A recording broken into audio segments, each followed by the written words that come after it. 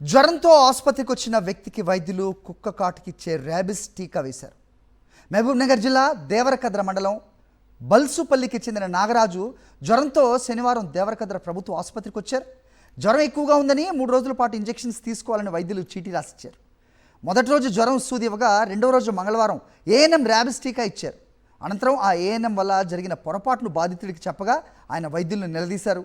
కుక్క కాటుకు ఇలాగే చీటీలు రాస్తుండటంతో పొరపాటున ఏఎన్ఎం ర్యాబిస్ టీకా ఇచ్చారని, దీనివల్ల ఆరోగ్యపరంగా ఇబ్బంది ఉండదని వైద్యులు అయితే చెప్తున్నారు. పర్యవేక్షణ కోసం ఆశా వర్కర్ను అందుబాటులో ఉంచుతామని బాధితుడికి హామీ ఇచ్చారు.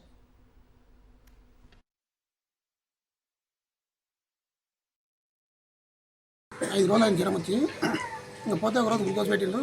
మళ్ళీ మన తర్వాత పోతే అది నరకి సూది పెడతామని పెట్టి ఇంకా సూది వేసిండు. ఇక్కడ అది కుక్క సూది వేసిండు.